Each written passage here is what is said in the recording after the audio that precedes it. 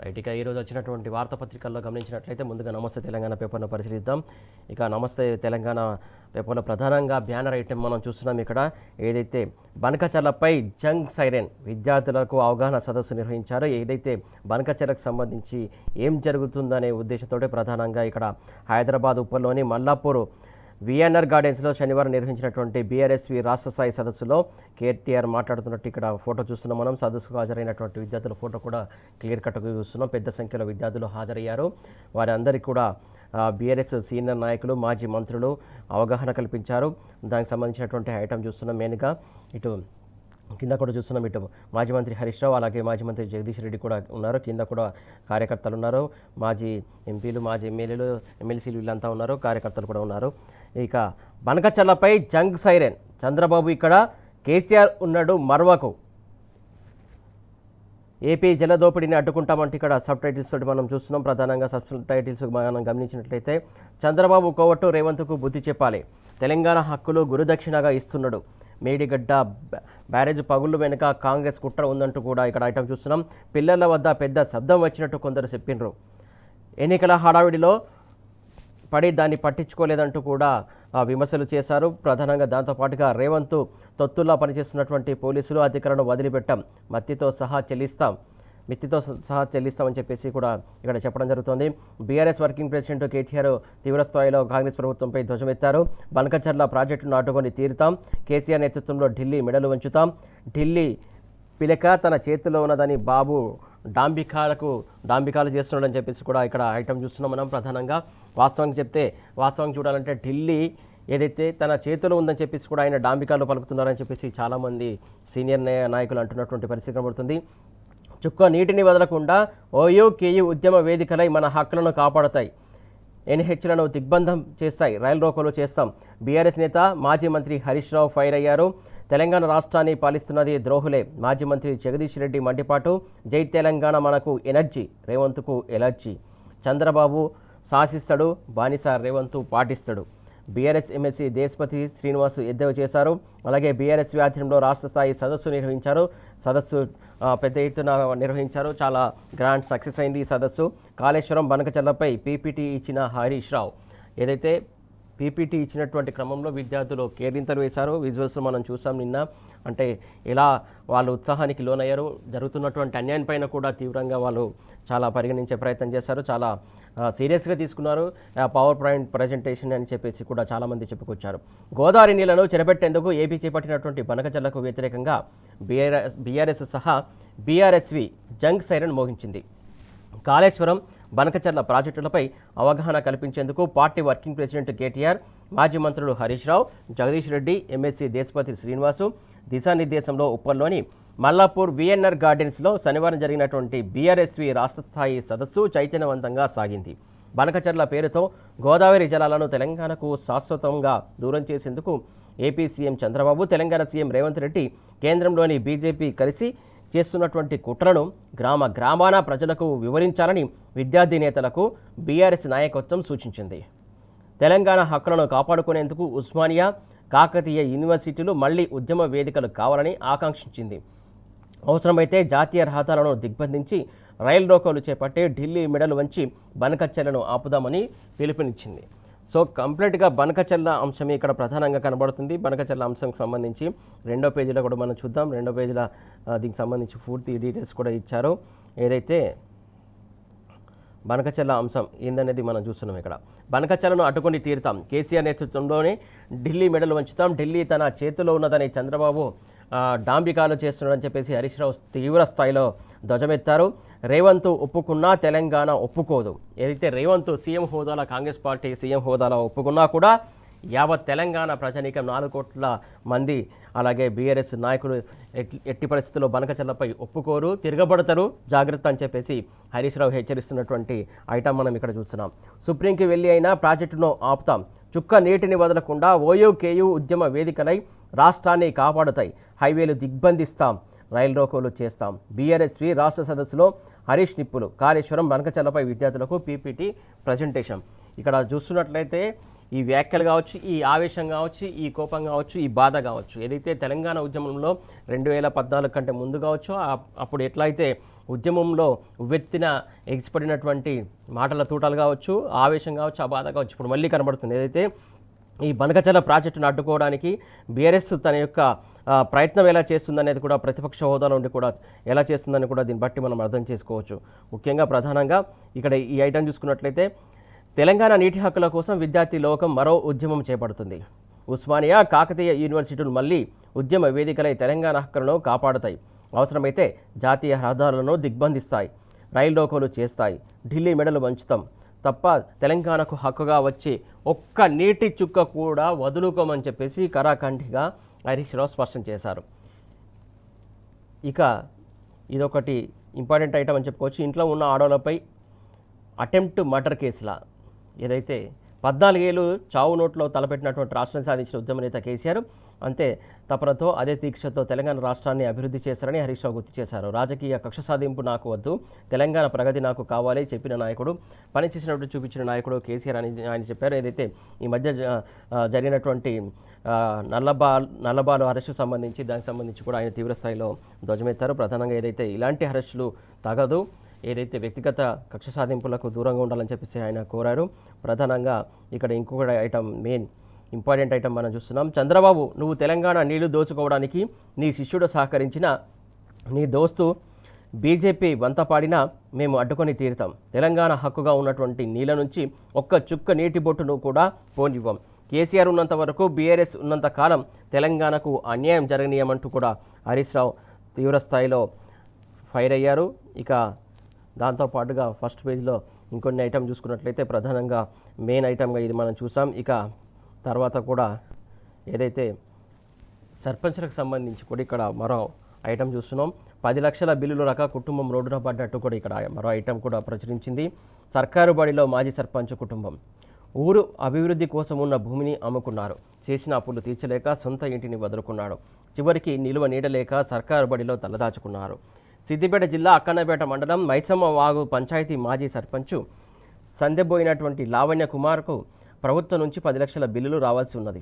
కాంగ్రెస్ సర్కారుకు ఎన్నిసార్లు మొరపెట్టుకున్నా రూపాయి కూడా ఇవ్వకపోవడం మాజీ సర్పంచ్ కుటుంబం దిక్కుతోచని స్థితిలో పడి బిక్కుబిక్కుమంటూ పాఠశాల గదిలో బతుకుతున్నట్లు ఇక్కడ ఐటమ్ మనం చూస్తున్నాం. అంటే సర్పంచ్ల పరిస్థితి ఎలా ఉంది దీన్ని బట్టే మనం అర్థం చేసుకోవాలి. ఏదైతే సర్పంచులు వాళ్ళ యొక్క కాంట్రాక్ట్ పనులు చేసుకోవచ్చు, పెట్టినటువంటి బిల్లులు రకాల తీవ్ర ఇబ్బందులకు ఎదురు అవుతున్నారో, అలాగే కుటుంబాన్ని పోషించలేని పరిస్థితుల్లో వాళ్ళు ఉన్నారన్నట్టు ఈ ఐటమ్ మనం చూస్తున్నాం. మరొక ఐటమ్ పరిశీలించినట్లయితే ప్రధానంగా ఆగస్టు 15 డెడ్లైన్. ఏదైతే శనివారం నాంపల్లిలోని టీఎన్జీఓ భవన్లో ఉద్యోగ సంఘాల జేఏసీ సమావేశం అనంతరం నిర్వహించినటువంటి విలేకరుల సమావేశంలో జేఏసీ చైర్మన్ మారం జగదీశ్వర్ మాట్లాడుతున్నట్టు ఇక్కడ ఫోటో ఐటమ్ మనం చూస్తున్నాం. ఏదైతే ఆగస్టు 15 డెడ్లైన్ విధిస్తామో అని చెప్పేసి ఐటమ్ ప్రచురించారో ఆ లోపు సమస్యలు పరిష్కరించాలి, లేదంటే ఆ తర్వాత నుంచి సమరమే. 57 డిమాండ్లలో పరిష్కరించినవి ఎన్నంటూ సూటి ప్రశ్న వేశారు. 57 డిమాండ్లు వాళ్ళ తరపున ప్రభుత్వానికి విన్నవిస్తే అందులో ఎన్ని డిమాండ్లు మీరు పరిష్కరించారంటే డైరెక్ట్ క్వశ్చనింగ్ చేశారు. అసలు ఎన్ని డిమాండ్లు పరిష్కరించింది ప్రభుత్వం కూడా చెప్పాల్సిన అవసరం ఉందని చెప్పేసి వాళ్ళు సూటిగా అడుగుతున్నట్టు ఈ ఐటమ్ మనం చూస్తున్నాం. 5ంటికి ఒక్క డిఏతోనే సరిపెడతారా? 57 డిమాండ్లలో 5ంటికి 5 సమస్యలు ఏదో పరిష్కరించినట్లు ఉన్నట్టున్నారు పూర్తిగా తెలియదు. బట్ అందులో ఒక్క డిఏతోటే సరిపెడతారంటూ కూడా రివర్సు ప్రశ్న వారికి సంధించారు ప్రభుత్వానికి. ప్రధానంగా ఒక్క డిఏ తోటి ఎలా సరిపెడతారు అని చెప్పేసి వాళ్ళు సూటి ప్రశ్న వేస్తున్నారు. 700 కోట్ల పెండింగ్ బిల్లుల సంగతి ఏంటి? రేవంత్ సర్కారుకు ఉద్యోగ జేఏసీ హెచ్చరిక. ఏదైతే రేవంత్ సర్కారు వచ్చిన తర్వాత నుంచి ఉన్నటువంటి సమస్యలు కావచ్చు, ఉద్యోగులకు సంబంధించి సమస్యలకు సంబంధించి జేఏసీ తీవ్ర స్థాయిలో వారి యొక్క ప్రయత్నం చేస్తుంది. ముఖ్యంగా రాష్ట్రంలో ఉద్యోగుల పెండింగ్ సమస్య ఆగస్టు 15లో పరిష్కరించాలని తెలంగాణ ఉద్యోగ సంఘాల జేఏసీ డిమాండ్ చేసింది. అప్పటి వరకు వేచి చూస్తామని, ఆలోపు సమస్యలు పరిష్కరించకుంటే సమరానికి దిగుతామంటూ హెచ్చరించింది. గ్రామ స్థాయి నుంచి రాష్ట్ర స్థాయి వరకు ప్రత్యక్ష ఆందోళనకు పూనుకుంటామని ప్రకటించింది. 18 నెలలుగా ఏదైతే కాంగ్రెస్ ప్రభుత్వం వచ్చి నుంచి ఇక్కడ ఈ సమస్య ఉన్నట్టు చూపిస్తున్నారు. 18 నెలలుగా సమస్యల పరిష్కారం కోసం వేచి చూసామని, ఇంకా పెండింగ్లోనే ఉండటం శోచనీయమని ఉద్యోగ సంఘాల జేఏసీ ఆగ్రహం వ్యక్తం చేసింది. ఎంప్లాయీస్ జేఏసీ సమావేశాన్ని శనివారం నాంపల్లిలోని టీఎన్జీఓ భవన్లో నిర్వహించారు. అనంతరం నిర్వహించినటువంటి విలేకరుల సమావేశంలో జేఏసీ చైర్మన్ మారం జగదీశ్వర్ మాట్లాడుతూ తమ 57 డిమాండ్లలో ఎన్ని డిమాండ్లను సర్కారు పరిష్కరించిందో చెప్పాలంటూ ఆయన సూటిగా ప్రశ్నిస్తున్నారు. 5 డిఏలు పెండింగ్లో ఉన్నాయి, పీఆర్సీ గురించి మాట్లాడడం లేదు, 2 డిఏలు ఇస్తామన్నారు, ఇప్పటికి వచ్చింది 6 నెలలో అంటూ ఆయన డైరెక్ట్ ప్రశ్నలు సంధిస్తున్నాడు. ఏదైతే ప్రధానంగా రెండో డిఏకు అప్పుడే జీవో ఇస్తామన్నారు. ఆఖరుకు ఒక డిఏతోనే సరిపెట్టారు. నెలకు 700 కోట్ల చొప్పున పెండింగ్ బిల్లులు చెల్లిస్తామన్నారు. ఒక్క మెడికల్ బిల్లులు చెల్లించి బిల్లుల విడుదలను విస్మరించారని ఆయన ఆగ్రహం వ్యక్తం చేస్తున్నారు. ప్రధానంగా ఏదైతే కాంగ్రెస్ గవర్నమెంట్ వచ్చినాక టైంకు జీతాలు ఇస్తున్నామని చెప్పేసి గొప్పలు చెప్తున్నారు అని చెప్పేసి వాళ్ళు కూడా ప్రశ్నిస్తున్నారు. ప్రధానంగా ఏదైతే జీతాలు ఇవ్వక పెండింగ్ బిల్లులు ఇవ్వక అన్నట్టు చెప్తున్నారు. అలాగే ఏదైతే అడుగుతే సోషల్ మీడియా ద్వారా మా పైన దాడులు అంటూ కూడా వాళ్ళు ఆగ్రహం వ్యక్తం చేస్తున్నారు. కింది స్థాయిలో ఉద్యోగులు తమను నమ్మడం లేదని జగదీశ్వర్ వాపోయారు. చర్చల సందర్భంగా అన్ని డిమాండ్లపై సర్కారు తోపుకు వచ్చారు. పెండింగ్ బిల్లులు ఇంకా ఎందుకు క్లియర్ కావడం లేదని ఉద్యోగులు మాపై దాడి చేస్తున్నారు. ప్రశాంతంగా నిద్రపోయే పరిస్థితి లేదు అన్న ఇవన్నీ ఐటమ్ మనం చూస్తున్నాం. అలాగే కలెక్టర్లు కూడా వేధిస్తున్నట్లు కొందరు చెప్పుకొచ్చినటువంటి పరిస్థితి. కొందరు కలెక్టర్ల తీరుపైన జగదీశ్వర్ ఘాటు వ్యాఖ్యలు చేశారు. కొందరు కలెక్టర్లు రాజకీయ నాయకులు కబంధ హస్తాల్లో చిక్కుకుని ఉద్యోగులను హింసిస్తున్నారు. బిల్లులు ఇవ్వకుండా డబ్బులు ఇవ్వకుండా పని చేయమంటే చిన్న ఉద్యోగులు ఎట్లా పనిచేస్తారు? హాస్టల్ వార్డెన్లకు బిల్లులు ఇవ్వకపోతే పిల్లలకు ఎట్లా తిండి పెడతారు? పంచాయతీ సెక్రటరీలకు ఏడాదిన్నర నుంచి నిధులు ఇవ్వకపోతే వారు ఎట్లా పనిచేస్తారు? ఏదైతే హాస్టల్ వార్డెన్లకు బిల్లులు ఇవ్వకపోతే హాస్టల్లో పరిస్థితి ఎట్లా ఉందో, ఎలాంటి దయనీయ స్థితిలో ఉందో మనం చూస్తున్నాం, గమనిస్తున్నాం. రోజు వార్తలకు ఎక్కుతుంది. హాస్టల్స్ బిల్లులు ఇవ్వకపోవడం, ఏదైతే చాలా ఉన్నటువంటి సెంటర్లు కావచ్చు అవన్నింటిలో వాటిలో పరిస్థితి ఎలా ఉందో కూడా మనం చూస్తున్నాం. ఇక పంచాయతీ సెక్రటరీలకు 7.5 నుంచి నిధులు ఇవ్వట్లేదంట. తప్పు చేస్తే శిక్షించండి కానీ హింసించకండి అంటూ కలెక్టర్లను కోరుతున్నారు. ఈ కలెక్టర్లు వేధించడం అనేది చాలా చాలా చాలా శోచనీయం. కలెక్టర్లు ఏదైతే ఉద్యోగస్తులకు అండగా ఉండాల్సినటువంటి కలెక్టర్లు కూడా వీళ్ళు ఇలా హింసిస్తే ఎట్లా అనేది వాళ్ళు ప్రశ్నిస్తున్నారు. ఎందుకంటే సమస్యలను పరిష్కరించాల్సింది కలెక్టర్లే, వారి సమస్యలు పరిష్కరించకపోతే ఎట్లా అని చెప్పేసి వాళ్ళు కూడా వాపోతున్నటువంటి పరిస్థితి కనబడుతుంది. ఇక మరొక ఇంపార్టెంట్ ఐటమ్ చూస్తున్నాం మనం. ఏదైతే రైతులకు పెద్దపీట వేస్తామని చెప్పేసి గొప్పలు చెప్పుకున్నటువంటి కాంగ్రెస్ ప్రభుత్వం రైతుల పట్ల ఎలాంటి వివక్ష చూపుతుందో మనకు క్లియర్ కట్గా ఈ ఐటమ్ చూస్తే అర్థమవుతుంది. కాంగ్రెస్ ప్రభుత్వం వచ్చి నుంచి ఇప్పటి వరకు రాలినటువంటి మట్టిపూలు. చాలా బాధాకరమైనటువంటి వార్త ఇది. 527 మంది రైతులు ఆత్మహత్య చేసుకున్నారు అని ఇక్కడ ఐటమ్ మనం చూస్తున్నాం. అప్పుల బాధతో రైతు ఆత్మహత్య, దిగుబడి లేక మనస్తాపంతో నిర్మల్ జిల్లా సూర్జాపూర్లో విషాదం చోటు చేసుకుంది. ఈ ఐటమ్ ఒకసారి డీటెయిల్గా చూసే మనం ప్రయత్నం చేద్దాం. ఏదైతే నిర్మల్ జిల్లా సూర్జాపూర్లో విషాదం, ఖానాపూర్ సంబంధించినటువంటి దిగుబడులు రాక అప్పులు తీర్చలేక ఓ రైతు ఆత్మహత్య చేసుకున్నాడు. ఈ ఘటన నిర్మల్ జిల్లా ఖానాపూర్ మండలంలో చోటు చేసుకుంది. పోలీసులు కుటుంబ సభ్యులు తెలిపిన వివరాల ప్రకారం సూర్జాపూర్ గ్రామానికి చెందినటువంటి రైతు రాము 3 ఏళ్ల క్రితం ఎకరం భూమి తీసుకున్నాడు. ఇందులో వరి వేశాడు. ఆశించిన స్థాయిలో దిగుబడి రాలేదు. దీనికి తోడు అతని భార్య యశోద అనారోగ్యం పాలవడంతో 6 లక్షల వరకు దవాఖానాలో ఖర్చు చేశాడు. భూమి కొనుగోలు, వైద్యం తదితర ఖర్చులన్నీ కలిపి 20 లక్షల ప్రైవేటు అప్పు చేశాడు. ప్లాట్ అమ్మితే 6 లక్షల దాకా కొంతమేర అప్పు తీర్చుకున్నాడు. మిగతా అప్పు తీర్చే మార్గం లేక మనస్తాపానికి గురై ఆత్మహత్య చేసుకున్నట్టు ఇక్కడ మనం ఐటమ్ చూస్తున్నాం. ఏదైతే మిర్యాలగూడలో యూరియా దందా, నిత్యం యూరియా కోసం ఎవరు ఎట్లా పాట పడుతున్నారో మనం చూస్తూ ఉన్నాం. మిర్యాలగూడలో యూరియా దందా, ఇన్వాయిస్లు లేకుండా ఐడీలు ఇవ్వకుండా సరఫరా కొండాపూర్లో పట్టుకున్నటువంటి వ్యవసాయ శాఖ అధికారులు. నల్గొండ జిల్లా మిర్యాలగూడలో యూరియా అక్రమ దందా జోరుగా కొనసాగుతున్నట్టు విమర్శలు వస్తున్నాయి. వానాకాలం సీజన్ కావడంతో రైతుల నుంచి యూరియాకు డిమాండ్ పెరగడంతో మిర్యాలగూడ కేంద్రంగా హోల్సేల్ వ్యాపారుల ద్వారా అక్రమ దందా జోరుగా జరుగుతుంది. యూరియా అందక చాలా సెంటర్లలో చాలా చోట్ల రైతులు చాలా పడిగాపులు కాస్తున్నారు. చెప్పులు పెడుతున్నారు, కొన్ని చోట్ల ఆధార్ కార్డులు పెడుతున్నారు, ఇంకొన్ని చోట్ల ఇంకో ఐడి కార్డులు పెడుతున్నారు వాళ్ళు యూరియా అందక. సో యూరియా అందట్లేదంటే ఇది ఒక నిదర్శనం కాడ. మిర్యాలగూడలో యూరియా దందా అయితే ప్రైవేటు వాళ్ళకి అప్పగించి ఏదైతే వాళ్ళ ద్వారా అక్రమంగా దందా చేపిస్తున్నట్టు ఈ ఐటమే ఒక నిదర్శనం కాదా? ఆ బాధ వాళ్ళ వర్ణనాతీతం. రైతులకు అందించాల్సినటువంటి సకాలంలో అందించాల్సినటువంటి యూరియా ప్రభుత్వం అందించట్లేదని చెప్పేసి రైతులు ఆవేదన వ్యక్తం చేస్తున్నటువంటి పరిస్థితి కనబడుతుంది. మొత్తానికి మరో పత్రిక, ఇక సాక్షి పత్రికలో కూడా మరో కథనం ప్రచురితమైంది. దానికి సంబంధించి మనం చూస్తున్నాం. ఇప్పుడు రైతుకు 2 బస్తాలే యూరియా సరఫరాలో రేషన్ విధానం అంట. ఏదైతే ఇది ఎలా చూడాలో అర్థం కావట్లేదు. ప్రధానంగా ఆధార్ కార్డు, భూమి, పాస్బుక్ ఆధారంగా పంపిణీ చేస్తున్నట్లు ఇక్కడ ఐటమ్ మనం చూస్తున్నాం. యూరియా కేటాయింపులో కోత పెట్టిన కేంద్రం అంట. 4 నెలల్లో 2.37 లక్షల టన్నుల కోత విధించినట్లు ఐటమ్ మనం చూస్తున్నాం, సబ్లీలో చూస్తున్నాం. ఈ నెలలో కూడా 44,000 మెట్రిక్ టన్నులు కట్ చేశారట. అంటే 44,000 మెట్రిక్ టన్నులు యూరియా ఇవ్వకుండా ఆపినట్లు ఇక్కడ కథనం చూస్తున్నాం మనం. యూరియా కోసం కేంద్రానికి మంత్రి తుమ్మల మరో లేఖ రాసినట్టు చూపిస్తున్నారు. లేఖలు అయితే వెళ్తున్నాయి, అక్కడ నుంచి ఎలాంటి రిప్లై వస్తుందో మాత్రం మనకు కానీ తెలంగాణ ప్రజలకు కానీ చెప్పే పరిస్థితి లేదు. ఎంతో విరామం తర్వాత కురుస్తున్నటువంటి వర్షాలను చూసి వ్యవసాయ పనులను వేగవంతం చేయాలని ఆశపడినటువంటి రైతులను యూరియా కొరత తీవ్ర నిరాశలోకి నెడుతోంది. యూరియాను రాష్ట్రంలోని అన్ని వ్యవసాయ సహకార సొసైటీ PACSలలో అందుబాటులో ఉంచినప్పటికీ రైతులకు రేషన్ విధానంలో సరఫరా చేస్తున్నారు. ఆధార్ కార్డు, భూమి పట్టా, పాసు పుస్తకాలను బట్టి ఒక్కో రైతుకు 2 బస్తాల చొప్పున పంపిణీ చేస్తున్నారు. 2 బస్తాల చొప్పున పంపిణీ చేస్తే వాళ్ళకు ఉన్నటువంటి వ్యవసాయ భూమికి సరిపడా యూరియా అందుతుందా అందట్లేదనేది ఇక్కడ ఒక ప్రశ్న వేసుకోవాల్సిన అవసరం ఉంది. వాళ్ళకి ఎన్ని ఎకరాలు ఉంది, ఎన్ని ఎకరాలకు సంబంధించి ఎంత యూరియా అవసరం ఉంటుంది అంటే వాళ్ళు పండించినటువంటి పంటకు సపోజు వాళ్ళు 5 ఎకరాలు పండించాలనుకుంటే 2 బస్తాల యూరియా సరిపోతుందా సరిపోదా ఒకసారి ఆలోచించాల్సిన అవసరం ఉంది. ఏదైతే దీనికి సంబంధించి ముఖ్యంగా ఏదైతే వ్యవసాయ శాఖకు సంబంధించినటువంటి అధికారులు దీనికి సమాధానం చెప్పాలి. 1 ఎకరానికి ఎన్ని బస్తాలు అవసరం పడుతుంది యూరియా, దానికి సరిపడా పంపిణీ చేయాల్సినటువంటి అవసరం ఉందా లేదా. ఇప్పుడు అవసరానికి మించి ఉంచుకుంటారు ముందస్తు జాగ్రత్తతోటి, కాకపోతే అవసరానికి సరిపడలేక యూరియా అందాక ఆ పంట ఏమైపోవాలి, పండించే రైతు ఏమైపోవాలి అనేది ఇక్కడ ఆలోచించుకోవాల్సినటువంటి అవసరం ఉంది. ముందస్తు కార్యాచరణ లేకపోవడం చాలా చాలా దారుణమైనటువంటి వ్యవస్థ. వ్యవసాయ శాఖ మంత్రి తుమ్మల నాగేశ్వరరావు సొంత జిల్లా ఖమ్మంలో ఆధార్ కార్డు, పట్టాదారు పాస్బుక్తో లింక్ అయి ఉన్నటువంటి ఫోన్ నెంబర్కు OTP పంపి నిర్ధారణ చేసుకొని మరీ యూరియా అందజేస్తున్నట్లు రైతులు ఆవేదన వ్యక్తం చేశారు. సరే అంటే ఒకసారి యూరియా తీసుకున్న వాళ్ళు మళ్ళీ వచ్చి తీసుకోవద్దా లేకుంటే ఏందనేది ఆ జాగ్రత్తలు ఏందో మనకు అర్థం కాని విషయం. కానీ కాకపోతే సరిపడ యూరియా సప్లై చేయాల్సినటువంటి బాధ్యత ప్రభుత్వానికి, వ్యవసాయ శాఖకు సంబంధించినటువంటి అధికారులకు ఉంది. వచ్చినట్లు సరఫరా చేస్తున్నట్టు చెప్తున్నారు. కేంద్ర ప్రభుత్వం వానాకాలం కోసం రాష్ట్రానికి 9.80 లక్షల మెట్రిక్ టన్నుల యూరియాను కేటాయించింది.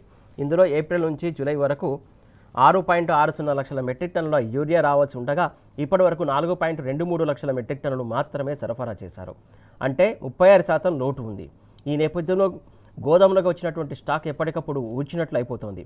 ప్రస్తుతం రాష్ట్ర వ్యాప్తంగా వచ్చిన స్టాక్ ఊడ్చినట్టు అవ్వడం కాదు, ఇంకా 36% లోటు ఉంది. ఇక్కడ ఇంకా అవసరం ఉంది యూరియా అవసరం ఉన్నటువంటి నేపథ్యంలో సరిపడా కంటే ఇంకెక్కువ తెప్పించుకోవాల్సినటువంటి అవసరం లేదా, నిల్వ ఉంచుకోవాల్సినటువంటి అవసరం ప్రభుత్వానికి, వ్యవసాయ శాఖ అధికారులకు లేదా అనేది రైతులు ప్రశ్నిస్తున్నటువంటి అంశం. ప్రధానంగా ఇక్కడ లోటు ఉన్నదాన్ని చూపిస్తున్నారు తప్ప లోటు ఉంచుకోకుండా ఉండాల్సిన అవసరం ప్రభుత్వానికి కానీ వ్యవసాయ శాఖ అధికారులకు లేదనేది రైతులు ప్రశ్నిస్తున్నటువంటి అంశం. ప్రస్తుతం రాష్ట్ర వ్యాప్తంగా 1.6 లక్షల మెట్రిక్ టన్నుల యూరియా అందుబాటులో ఉందని మార్క్ఫెడ్ MD శ్రీనివాసరెడ్డి సాక్షికి తెలిపారు. అంటే దీన్ని ఎలా చూడాలి? ప్రధానంగా ఇక్కడేమో 36% లోటు ఉందంటారు, ఇక్కడేమో వచ్చిన స్టాక్ అంతా వచ్చినట్టు అయిపోతుందని వాళ్ళే చెప్తారు. మళ్ళీ ఇక్కడేమో నిల్వ ఉందన్నట్టు మెట్రిక్ టన్నుల యూరియా అందుబాటులో ఉందంటున్నాడు. అందుబాటులో ఉంచుకొని సప్లై ఎందుకు చేయట్లేదు? మరి అందుబాటులో ఉన్నప్పుడు యూరియాని రైతులకు సప్లై చేయాలి కదా, ఉంచుకొని ఏం చేస్తున్నట్టు? ఈ స్టాక్ ప్రస్తుత నెల వరకు కష్టంగా సరిపోయే అవకాశం ఉంది. ఆగస్టులో అత్యధికంగా 3.50 లక్షల మెట్రిక్ టన్నుల యూరియా అవసరమని వ్యవసాయ శాఖ చెబుతోంది. జూలై కోటాలో లోటుగా ఉన్నటువంటి 44,000 మెట్రిక్ టన్నులతో పాటు ఆగస్టులో రావాల్సినటువంటి 1.20 లక్షల మెట్రిక్ టన్నులను వెంటనే విడుదల చేస్తే ఇప్పుడున్న స్టాక్తో బొటాబొటిగా సరిపుచ్చుకునే అవకాశం ఉంది. లేదంటే తీవ్ర సమస్యలు ఎదురవుతాయి. ఆల్రెడీ తీవ్ర సమస్యలు ఎదురయ్యాయి, ఇంకా మళ్ళీ ఎలా చెప్పుకోవాల్సినటువంటి అవసరం ఉందా లేదా అనేది ఆలోచించుకోవాలి. ప్రధానంగా ఏదైతే దీనికి సంబంధించి యూరియా కొరత అనేది ఎంత ఉందనేది అర్థమవుతుంది. ఒక రైతుకు 2 బస్తాలు ఇస్తే ఎక్కువ ఎకరాలు ఉన్న రైతు పరిస్థితి ఏంది, సరిపడా ఇవ్వకపోతే పరిస్థితి ఏందనేది ప్రభుత్వం దీనికి సమాధానం చెప్పాలి. రైతులు తీవ్ర ఇబ్బందులకు గురవుతున్నటువంటి పరిస్థితి కనబడుతుంది. ఇక అలాగే ఎలా అయితే నిన్న జరిగినటువంటి సదస్సులో మాజీ మంత్రి జగదీష్ రెడ్డి కూడా ఏమన్నారో ఒకసారి చూద్దాం మనం. తెలంగాణను పాలిస్తున్నది ద్రోహులేనంట. విద్యార్థులతోనే నాడు ప్రత్యేక తెలంగాణ ఉద్యమం సాగింది. తక్కువ ఖర్చుతో కాళేశ్వరం ప్రాజెక్టు, గోదావరి జలాలు, మన బతుకు, మన నీళ్లు వారసత్వంపై జాతీయ పార్టీలైనటువంటి కాంగ్రెస్, బీజేపీ దాడి, మోడీ, బాబు, రేవంత్ కుట్ర. మాజీ మంత్రి జగదీష్ రెడ్డి ఫైర్ అన్నట్టు మనం చూపిస్తున్నాడు. ఇక్కడ రాష్ట్రంలో నీళ్లు వారసత్వంపై దాడి, తెలంగాణ నీళ్ల దోపిడీ, మన సాంస్కృతిక వారసత్వంపై దాడి జరుగుతున్నదని, వీటిని ఎదుర్కొనేందుకు విద్యార్థి లోకం ఉద్యమించాల్సిన సమయం ఆసన్నమైందని జగదీశ్వర్ రెడ్డి చెప్పారు. విద్యాశాఖకు కూడా మంత్రిగా ఉండి సీఎం రేవంత్ రెడ్డి గురుకులాల్లో 100 మంది విద్యార్థుల చావుకు కారణమయ్యాడని మండిపడ్డారు. వేరే దేశాల్లో ఇలాంటి తప్పులకు ఉరిశిక్ష వేస్తారని నిప్పులు చెరిగారు. తన గురువు చంద్రబాబు లాగే శిష్యుడు రేవంత్ రెడ్డి లేని గొప్పలు చెప్పుకుంటున్నారని ఆయన దుయ్యబట్టారు. ప్రపంచంలో అత్యంత వేగంగా అభివృద్ధి చెందుతున్నటువంటి ఆర్థిక వ్యవస్థ తెలంగాణ అని, దీనికి కారణం కేసీఆర్ పాలనే అని, అలాంటి కేసీఆర్ను మళ్ళీ తెలంగాణ ప్రజలు కోరుకుంటున్నారనే విషయం తెలిసే మోడీ, చంద్రబాబు, రేవంత్ కలిసి బీఆర్ఎస్ను బలహీనపరిచే కుట్రలు వేస్తున్నారని, దాన్ని తిరిగి తిప్పికొడతామని చెప్పేసి ఆయన ఘాటుగా స్పందించారు. ఇక ఇప్పటివరకు మనం పత్రికల్లో వచ్చినటువంటి వార్తలు, వాస్తవాలు, ఆ విషయాలు మనం చూసాము. అన్ని పత్రికలు ఉన్నటువంటి విషయాలు మనం గమనించాము. ఇక దీనిపై సంబంధించి చర్చ కొనసాగిద్దాం.